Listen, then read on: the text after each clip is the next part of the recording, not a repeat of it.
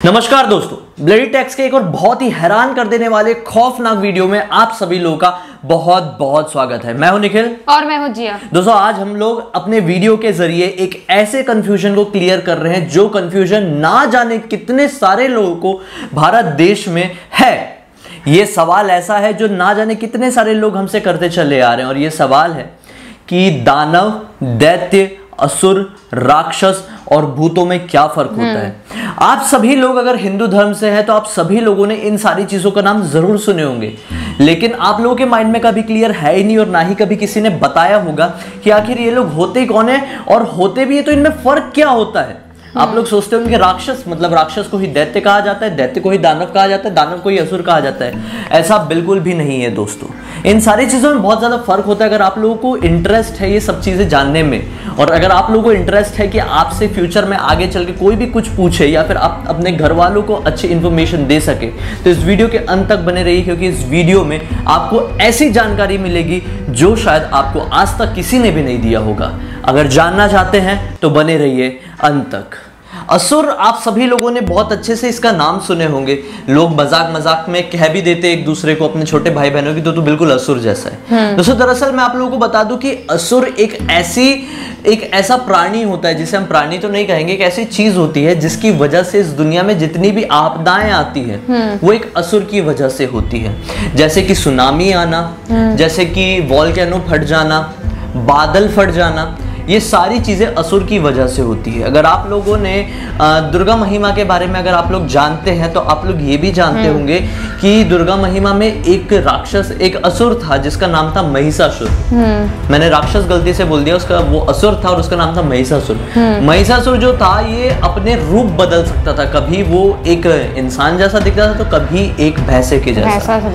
तो इसी वजह से असुर के पास एक शक्ति होती है जिसकी वजह से वो अपना रूप बदल सकते हैं। एक तरह की दैविक शक्ति बोल सकते हैं। बहुत ज्यादा ताकतवर होते हैं और पल भर में कुछ भी चीज खत्म कर सकते हैं। वो इंसानों और जानवरों के सबसे बड़े दुश्मन होते हैं और वो लोग सारे ऐसे काम करते हैं जिससे हम लोगों को परेशानी हो। जब हम ओल्ड माइथोलॉजी की बात करें तो जो वरुण देव है और जो सूर्य देव है, इनको भी असुर की योनि में गिना जाता था। लेकिन समय के साथ साथ चीजें चेंज हुई, लोगों की सोच चेंज हुई और माइथो भी बहुत सारे लोगों के चेंज हुए और अब उन्हें असुर नहीं सुर माना जाता है। सुर असुर दो अलग चीज होती हैं, जो कि एक तरीके से देवताओं का ही अंश कहा जाता था।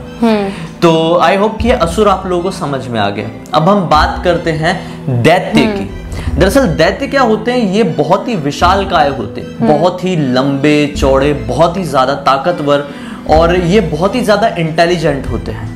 दैत्य की बात करें तो मैं आप सभी लोगों को बताना चाहता हूं कि रावण एक दैत्य था।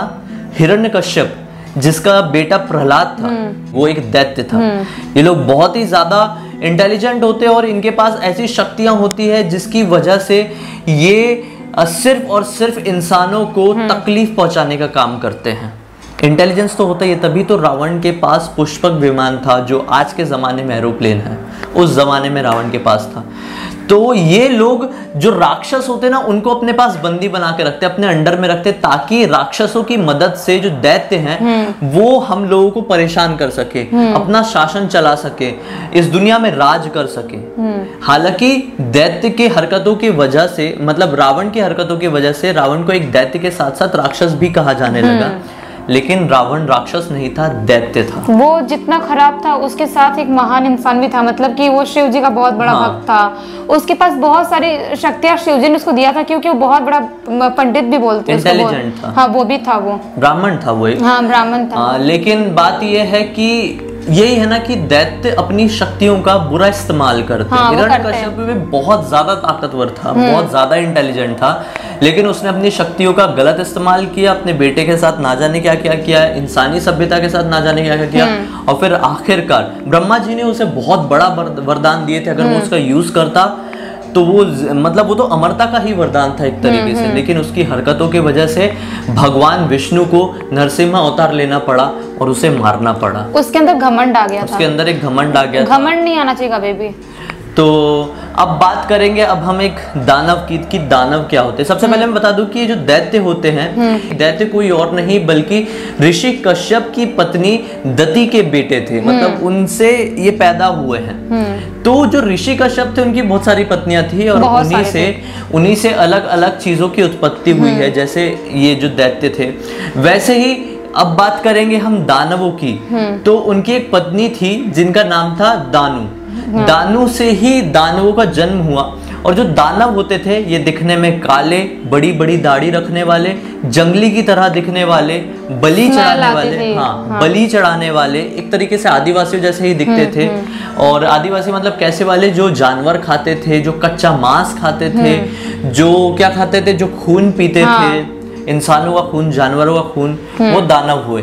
दानव लोग भी भगवानों की पूजा करते थे, लेकिन जो आज के टाइम में जो बलि चढ़ाने वाली कुछ चीजें प्रथा होती है, वो प्रथा एक समय में दानव अपनाते थे। दानव ये सब काम करते थे कि उन्हें ऐसा लगता था कि हम बलि चढ़ाएंगे भगवान को, तो मतलब अगर हम इंसान को मतलब बलि चढ़ा देंगे भगवान के सामने, या जानवर को बलि चढ़ा देंगे, तो भगवान हमसे खुश होंगे और हमें बहुत सारे वरदान मिलेंगे, हम बहुत ज्यादा ताकतवर होंगे, बहुत लंबे समय तक जिएंगे। तो दानव ये होते थे। अब हम दानव हमेशा बुरे नहीं होते थे। दानव कुछ कुछ अच्छे भी होते थे, जो सिर्फ अपनी सेल्फिशनेस के लिए ही काम करते थे, भगवानों को खुश करते थे, बहुत तपस्या भी करते थे और जरूरी नहीं है वो लोगों को नुकसान ही पहुंचाते थे, लेकिन कुछ दानव नुकसान भी पहुंचाते थे। अब बात करेंगे हम राक्षसों की। जो राक्षस होते थे, राक्षस एक तरीके से जो ओल्ड माइथोलॉजी होती थी, जो पुराने जमाने के बहुत सारे लोग होते थे, पुराने मतलब बहुत पुराने जमाने के लोग, वो राक्षसों को बुरा नहीं मानते थे, वो गलत नहीं मानते थे। राक्षस दरअसल कौन होते हैं मैं आपको बताता हूँ। राक्षस था घटोत्कच, भीम का पुत्र, जो हिडिंब था, मतलब हिडिंबा के पिता। हिडिंबा मतलब कौन? भीम की पत्नी। हिडिंबा भी एक राक्षसनी ही थी। और ऐसे और ना जाने कितने सारे, मैं अभी नाम भूल रहा हूँ, लेकिन राक्षस कौन? रक्षा करने वाले, इसलिए उनका नाम राक्षस रखा गया। वो एक बुरे नहीं होते थे, बुरे नहीं होते थे। एक समय में भगवान ब्रह्मा के ऊपर भी कुछ प्रॉब्लम क्रिएट हो गई थी कि कोई था जो भगवान ब्रह्मा को ही भूख की वजह से खाने के लिए दौड़ गया था। तो उस समय भगवान ब्रह्मा की रक्षा किए थे इन्हीं राक्षसों ने, और उसी समय इन लोगों का नाम राक्षस पड़ा।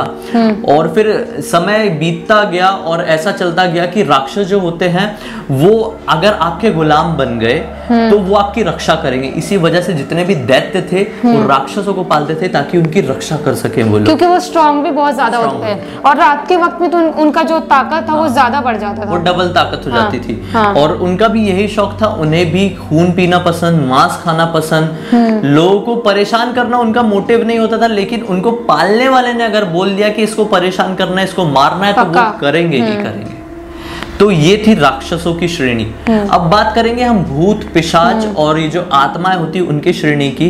अगर ये जो नेगेटिव एनर्जीज होती है उनकी श्रेणी में देखा जाए, जो आत्माएं होती है, भूत पिशाच होते हैं, सबसे निम्न श्रेणी के होते हैं। वैसे देखा जाए तो सबसे निम्न श्रेणी के हम इंसान हैं, लेकिन ये पूरी एक सीरीज है जो आप लोग अगर जानना चाहेंगे तो मैं बताऊंगा कि कैसे देवता हुए, देवता से सुर असुर निकले, सुर असुर के बाद कश्यप वंश आया, और फिर उसके बाद राक्षस आए, फिर उसके बाद कैसे इंसान, मैं सारी चीजें आपको बता सकता हूँ, अगर चाहें तो कमेंट सेक्शन में बताना।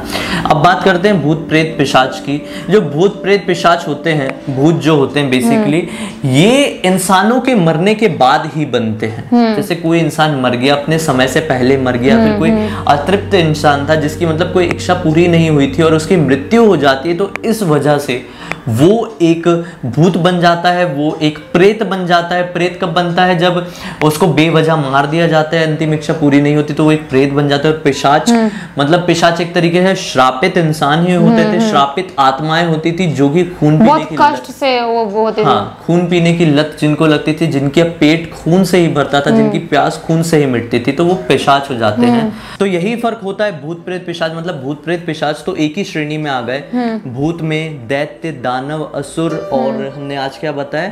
दैत्य दानव, हाँ राक्षस। तो ये पांचों चीज में ये डिफरेंस है। आई होप आपको ये समझ में आया होगा और इस वीडियो के जरिए एक ऐसी इन्फॉर्मेशन मिली होगी जो शायद इन्फॉर्मेशन आपकी दादी नानी ने भी नहीं दी होगी।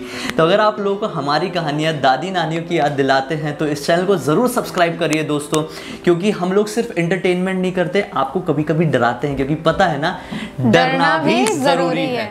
तो दोस्तों चलिए, हम लोग को पहली बार देख रहे हैं तो इस वीडियो को लाइक करके चैनल को सब्सक्राइब कर दीजिए। कुछ भी बात आ रही है, कुछ भी टॉपिक आ रहा है जो आपको लगता है कि हमारे साथ शेयर करना चाहते हैं, हमारे साथ डिस्कस करना चाहते हैं, तो इंस्टाग्राम में आप हमें कांटेक्ट कर सकते हैं। इंस्टाग्राम की लिंक इस वीडियो के डिस्क्रिप्शन बॉक्स में मिल जाएगी, क्लिक करना, डायरेक्टली वहां पर पहुंचोगे, कोई टेंशन नहीं है। हमारी नॉर्मल लाइफ से जुड़ी हुई चीजें भी आप लोगों को पता चलती रहेगी।